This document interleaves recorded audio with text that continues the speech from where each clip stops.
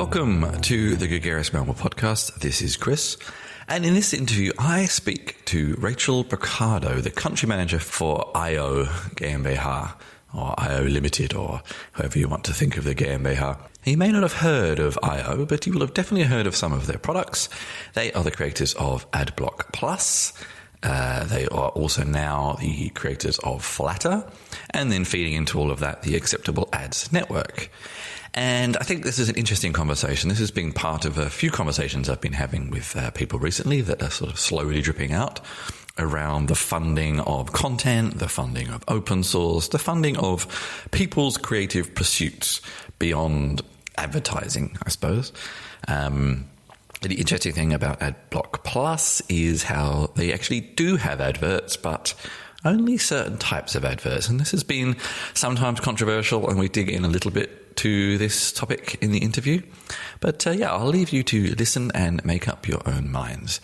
So this is with Rachel Brochado of Eyeo. Yeah, so I've been working for Eyeo for the past 3 years or so. And I started with my role as a community manager. So basically, that was a very new role. I was focusing on social media, marketing, PR afterwards, and then I started to represent us in conferences and things like that.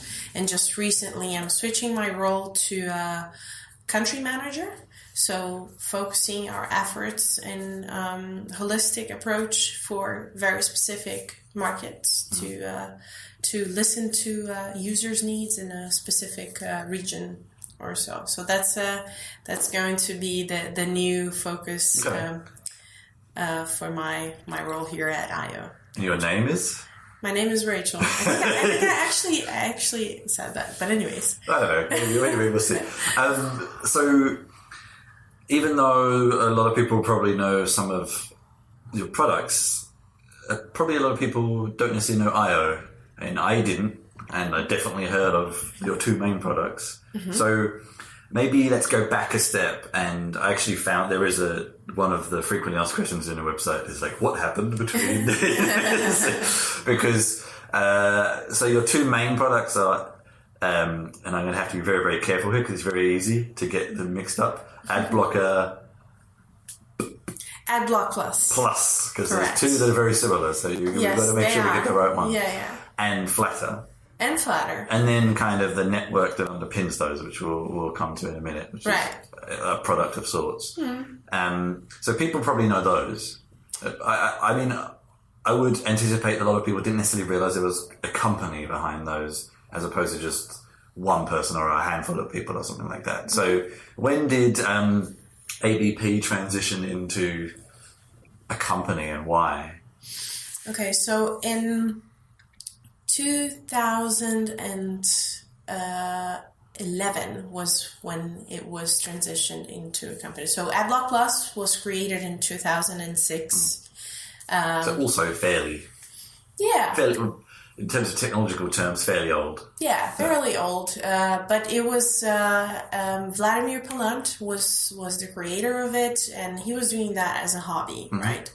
And then in 2011, we decided to say, hey, we can do this as a sustainable business and try to encourage, people to think of more responsible ways of creating advertising, and that's how we created the what is known as Acceptable Ads, which is an initiative that has a strict criteria for advertising based on research we've done with our users in a public forum, and then companies would have to comply with these criteria.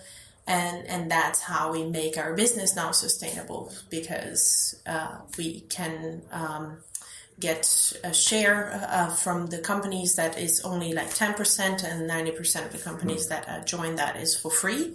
So medium and smaller websites are also welcome to join. And is that initiative, has that been since 2011? I feel like that's been more recent. 2011. Okay. Yeah. So that's when we became a business. But then did you say ethical ads initiative? No.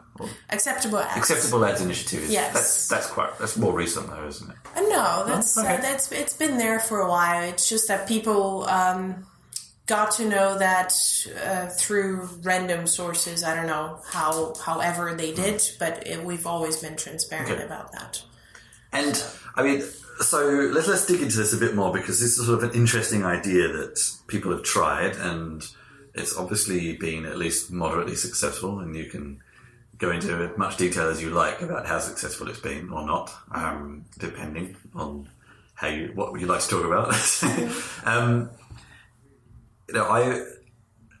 In my tech journalism side, I think,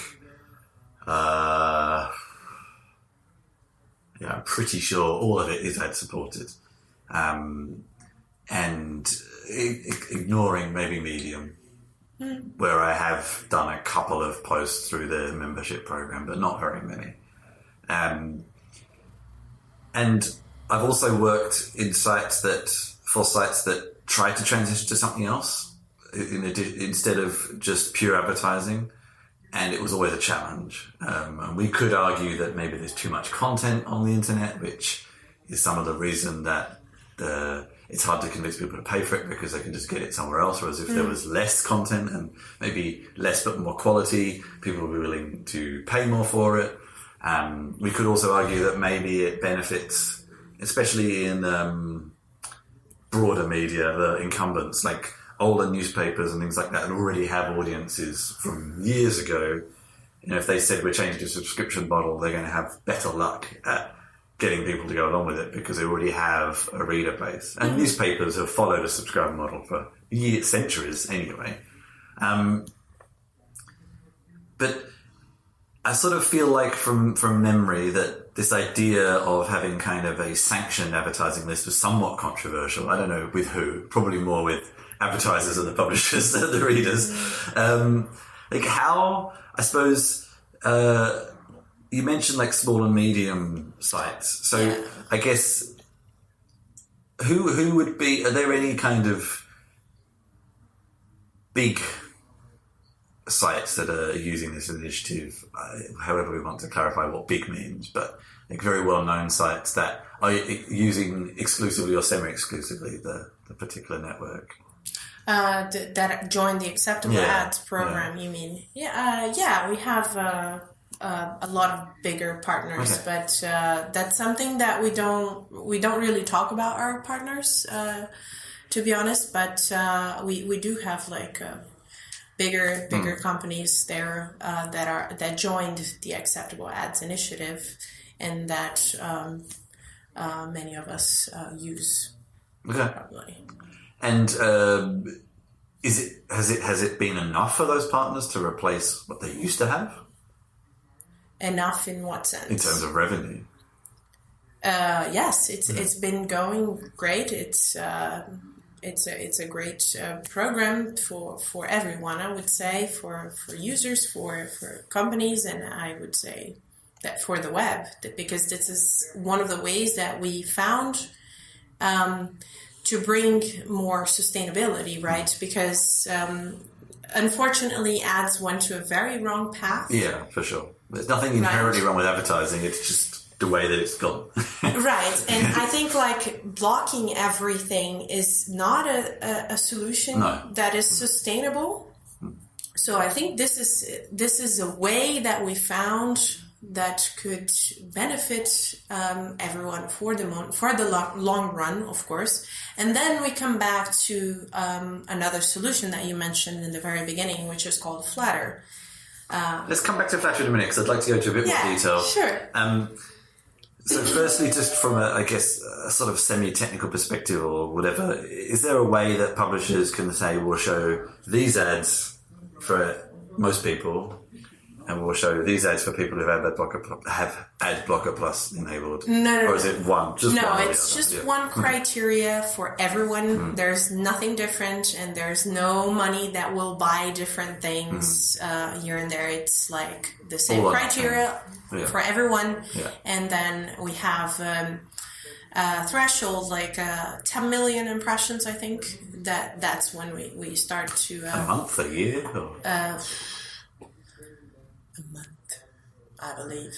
Yeah, don't take that as... That's quite high. Yeah. Yeah, that's a high. That's why we... I think this is a way that we can get everybody on board, that's... that it's not... So 10 million is the minimum to entry to be signed up? No. Like, that's when you start to... that's when we get a share, which is only 10% of the websites that join the program. Okay, all right, okay.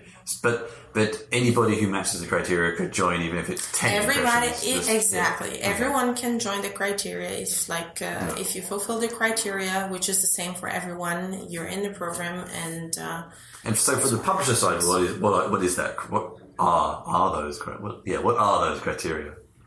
For the publisher side, yeah. Well, you have I don't know, I can list several types of criteria that we have, but you're welcome to go to the website and check out. But I can give you an example. So animated banners, video ads, these are not, let's say, acceptable from our users. And I think it's also important to mention that previously we have built this based on the user's preference, and now we have a complete independent committee that has members from representing the users, representing academics, representing the industry, and so on and so forth. Okay. So that will decide and look at in a more holistic approach and what is best. Okay. I think that's interesting and important, because that would probably be one of the main criticisms of who decides. Exactly. and I think that's a very valid point, right? It took us some time to get there, but I think that's a very successful achievement of ours to hand this over to something completely independent that will, guide the criteria through. And then from the advertiser's perspective, is it just you who supplies ads, or do you input from various networks? And I guess they also... No, we don't supply ads. Okay. We just we establish the criteria. And I think this is actually a very important point to mention, that we've been created by users, and we are still here because of users. And the most important and valuable point for us is that users are in control. So Acceptable Ads is an initiative that we think is sustainable for the web, but it's like the users are always in control. So they can always disable that and just surf the web as they want. Okay. No. So this is something that we've had the experience of having a lot of bad media on us, and this is something that a lot of people just don't mention, that the user is always in control. If they don't want to see that, I get it, because it's one of those things where it's like the in some respects I see it as similar to the Apple defense of sorry, law enforcement, we don't have it, kind of thing of maybe not, but anyway, this aspect of it's up to the user. But the fact is, well, not the fact, but the probable fact is that most users will just opt out of everything. I don't know. It's if I was to use Adblock Plus, and now I've kind of dug into it a bit more, it sounds a lot to me, because obviously I work for ad-supported media. I don't want to block everything. It's a negative effect to me. But I have that perspective of that I get paid out of advertising. So, of course, I want to support it some way, but I also acknowledge that some advertising, including on some of the sites I work for, is way over the top. But not everyone has that perspective. A lot of people don't care or don't know or don't think about it as, if I block everything, then that means that this site that I like and I want to support is not getting anything either. So, Yeah. So it's an interesting balance, I suppose. It's an interesting balance, and I think I think it's a hot topic because, like you have the user side and then you have the publisher side, and then trying to find a middle ground there is, it's a difficult task, but we're up for the challenge, and we're very happy to help and represent the user, and also making sure that we're not, excuse my terminology, screwing up publishers. Like we do want to make sure that we have I'm sure quality. I'm sure you do, but it's this whole aspect of encouraging the users to think the same, I suppose. It's not like people like free stuff all the time, right? And I mean, reality is that it takes resources to write, to have and again, good journalism. For the quality as well, Yeah, exactly. $50 an article doesn't equal necessarily good journalism. Yeah, exactly. So it's okay. 3 more questions on this, and then we'll dig into the Flattr stuff, because I'm actually very interested in that too. The first one is, so with the tailoring, does that also let users tailor the sorts of ads, like adult content, or maybe adult content's a bad one. Maybe you don't have that tool, but you know what I mean. Nothing about content. It's just about the size, the format, and the content is a very different topic. And can publishers tweak that side? Like, so I don't want to have a gambling ad on my site or whatever. I think that's going to be on the publisher's side more. And there's a separate kind of tool. Yes, that's something different than what we do. And then, do you also handle that or solve that other side of advertising that is kind of the big issue at the moment in terms of tracking and things like that? Are ads just ads on that site, or are there also cookies that kind of track behaviors around the network?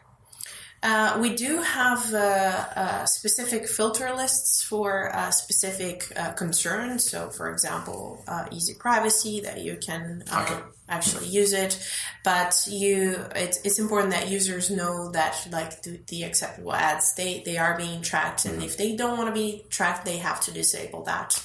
But that's a very specific topic that we also handle that to the independent committee, so that you have people that are more experienced with those topics, and they will make, I'm sure, a good decision for all.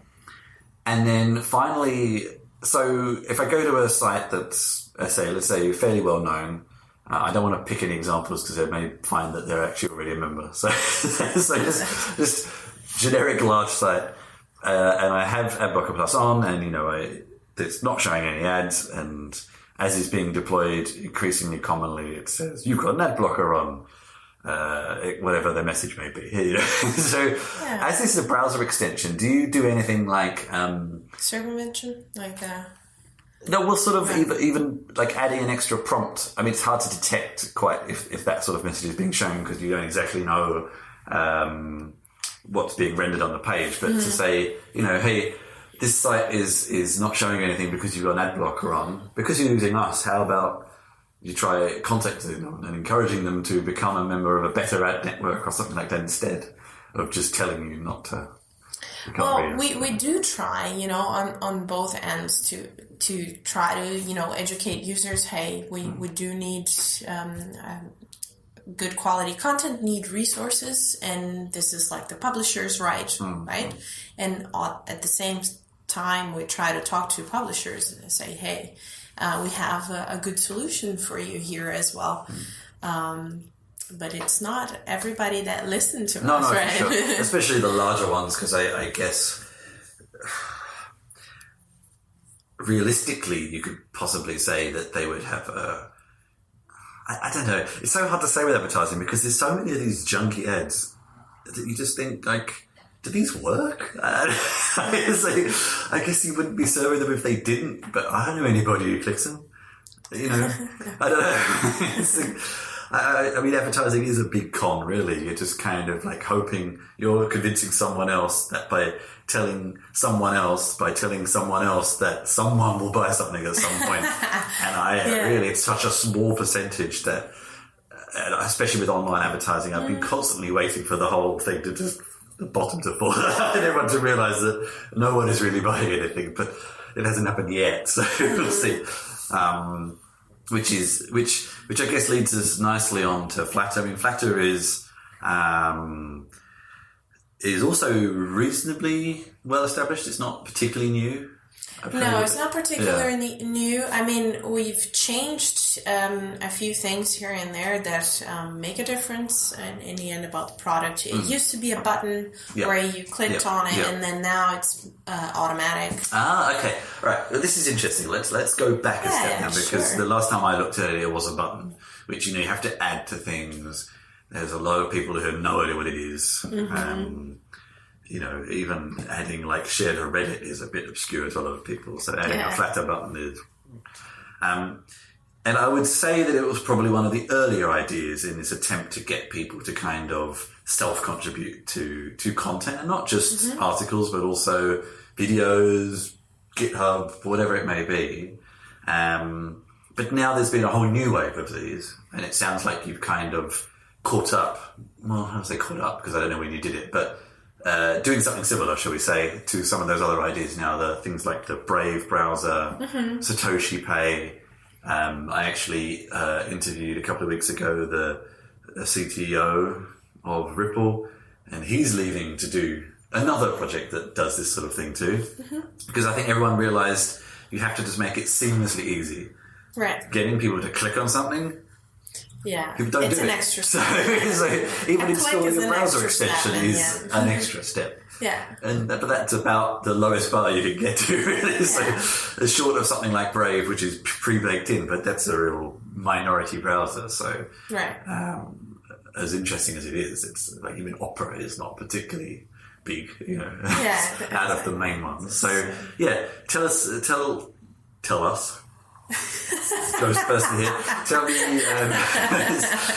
about how it used to work and what it was, and then when and why it transitioned. Okay, so as you've mentioned, the easier the better, right? So I think that this is what we try to do with everything that we're doing. Like we're trying to make it simpler all the time. So from the button, Flattr was not part of Eyeo back then. Okay. And then my CEO, Tilfida, met them in a conference, which is Linus Olsson, the creator of Flattr, together with Peter Zunda. Finnish or? He's Swedish. He's also the founder of Pirate Bay. Oh, okay. There's another very famous Linus, so I just went for the Finnish connection. So they met, and then we have this, of course, problem that we're trying to to solve, which is how we can actually make the web more fair and more profitable, right? And then Flattr just came in as pretty handy as like a solution for that. And then conversation goes on, and all right, let's make Flattr automatic and make it easier for users to simply fund what they like, and also to make the creators receive that in a much easier way as well. It's also a browser extension, I guess. That's it's the only also way a browser extension. Right? So how does that work? How do I set it up, and what do I fund it with, and how do I top it up? How does the payment mechanism work? Sure. Just to let you know, we're at the moment Flattr. We're trying to focus in a very specific market, and podcaster is like one of them. All right. Okay. And then but basically the idea of Flattr is that there's an ecosystem that you have to have the creators sign up, and the contributors signing up as well. So you need both for it to work. And then a creator, it takes like 2 minutes. You just put your website there, you validate it, and then that's it. And then for the contributor side, you have to also just put your email, add your bank account, install the extension, of course, previous to that. And then that's it. And then you browse the web, and then there's an algorithm that will calculate the interaction and the time you spend on the website. That's when the Flattr starts to be generated. And then that's when the website starts to get funded, to get the contributions from the user. So let's say there's a minimum of $3 per month. Okay. And then you visit, I don't know, you have a specific, your favorite podcaster that you... Is that $3 go to you, or...? Yeah, I'll just finish. And then you read specific The Guardian, I don't know, whatever, and then you just check out different websites. This money will be split up to the amount of time and interaction you had with this website. So these $3 would be split to what you actually consumed. All right, so it's a minimum or a maximum of $3? Minimum. And it's unlimited, the amount as of a contribution. User, but as a user, can I cap it? Like, so... I don't say I spend 24 hours a day on the web, and suddenly it's like $100 or something, and that's too much for me. Yeah. Sorry, can you ask your question again? I'm trying to, because you said it's a minimum of $3. There's a minimum of $3. And then it keeps going. It keeps going. So every month but I mean, it's flexible. You can just get out of it. You can just come back of it. But it's a monthly subscription. Oh, so it changes each month? No, every month is like $3, the least. But what could it go up to? There's no limit. It's up to you. You're the one that's going to set that up. So I set my maximum limit. Yeah. And then that amount. Yeah, exactly. Okay. Exactly. Okay. So I could make it $3.01, or I could make it $300. Exactly. Yeah. Sure. Okay. And again, what are the sorts of publishers that you've managed to encourage to sign up to this? So there is about 30,000 websites subscribed to it, if I'm not wrong. Yeah, something like that. But not really the biggest. I mean, we are in conversations with really big publishers, but still like on the way to getting more people on board, of course. I mean, actually, I had this kind of idea years ago of, and maybe if all these ideas work out, there's no reason it couldn't happen in 10 years, of like literally an extra tax you pay to your ISP.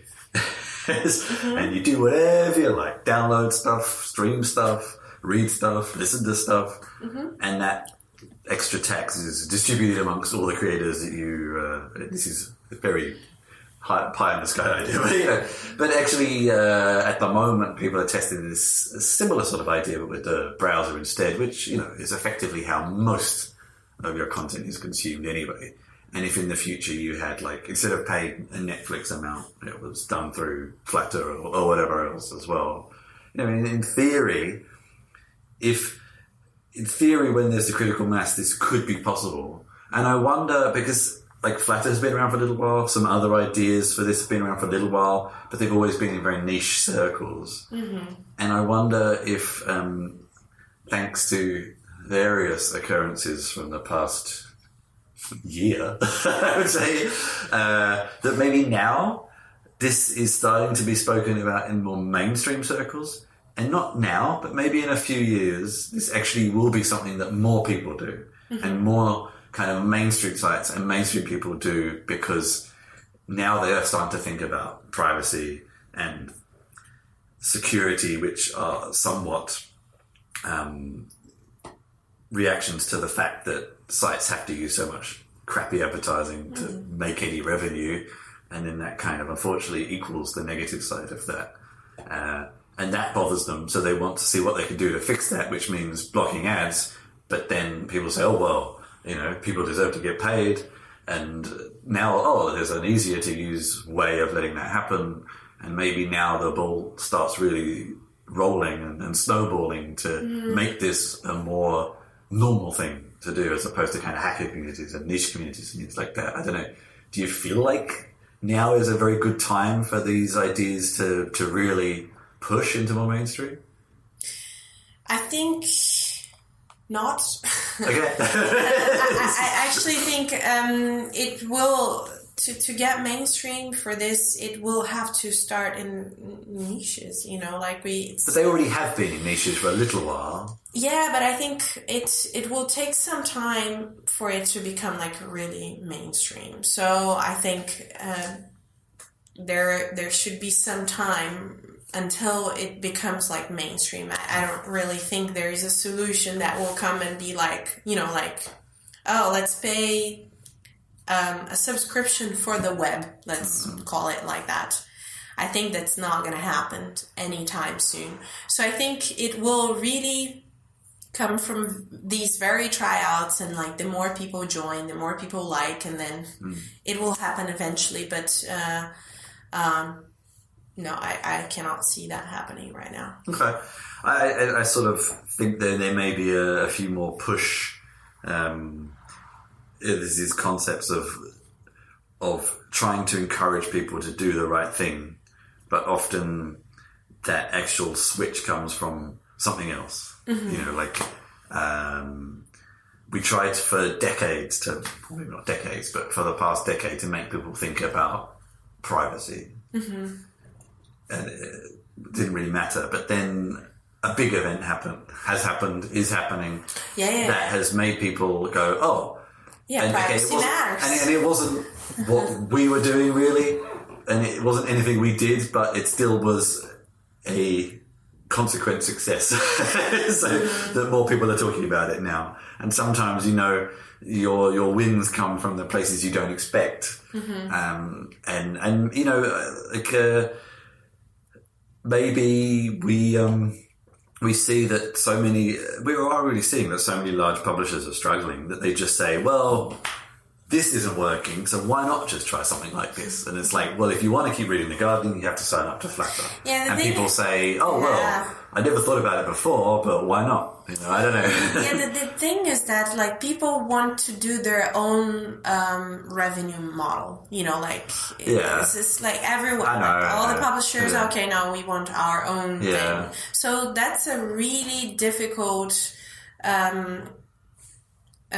it's hard to break that mindset, it's just because that's how it works. And that's reality. And it's common in the tech space as well. It's like, you could say, well, Flattr is a good idea, Brave is a good idea, blah, blah, blah is a good idea. Why do you work together? Well, because we've got our own idea. Exactly.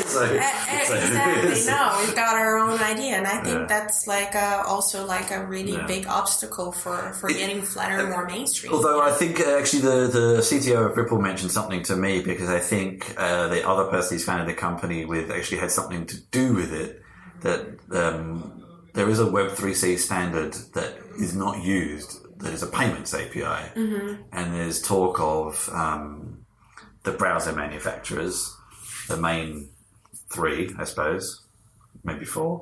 And one of them is an advertising company. So, actually, as members of the W3C, starting to implement this, which in theory makes an idea like Flattr more possible. Whether it's Flattr or not remains to be seen. But in theory, if the Brave extension, if the Flattr extension, if whatever Google came out with the extension or whatever Apple came out with its extension feed into the same APIs, it does make it more flexible for people. And if someone wants to switch from the Apple subscription thing to Flattr or back and forth, then it is easier because it's hooking into the same connection. And this may be a step that's coming soon, in that everyone will have their own idea to solve this problem, but because it's based on a standard, it's interchangeable as well, and that could be something interesting that's happening. And this is actually being discussed in the W3C. So hopefully that will become something that's more standard and thus easier to make it accepted. You don't even, then it's easier to make the browser extensions or have a browser that just does it. Yeah, and I mean, like, I think primarily easier for the people, right? Because well, exactly. Yeah. So I think things are changing, especially even. So for example, I was in Dubai, and it's a famous oil making country, but and Saudi Arabia too, but they've recognized that it's not going to last forever. So they've started heavily investing in solar. They see their competition, and it's like, well, we won't let it defeat us, so we'll invest in it. And I think in some respects, Google see this coming too, maybe? Like advertising is becoming messier and messier, and maybe at some point in the near future it's going to be too much hassle for the revenue, and we have to start looking at other ways. And this is again a strange thing of like, if the major players kind of help you along that way, it's sort of, you know, instead of like putting a wall. Yeah, exactly. So no, I totally agree. I think this is like one of the biggest problems to really get more is. people on board, because really everyone just wants to do their own thing. And then I guess just as a kind of come back to the company, and if so, how do Flattr and Adblock Plus connect in any way?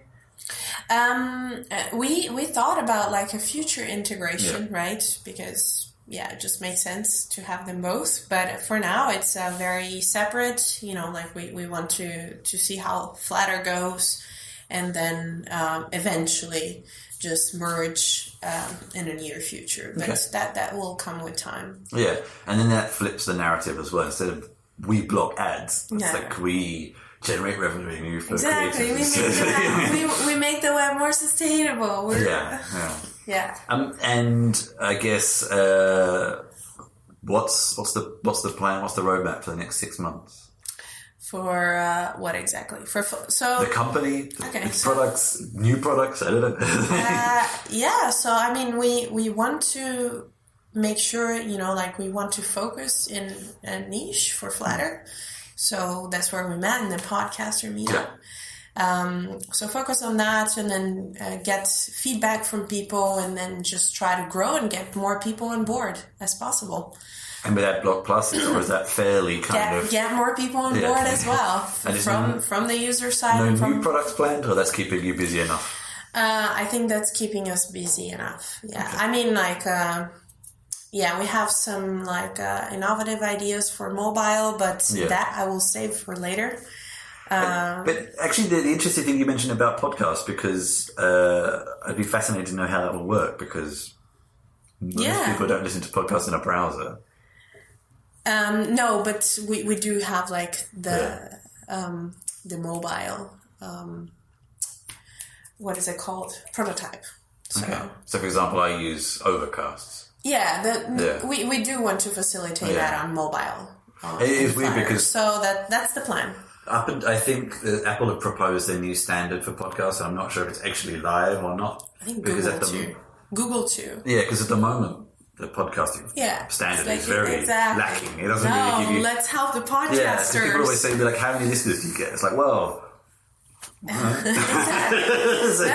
They give you a very, very, very, very rough idea, but that doesn't really tell you very much. Right.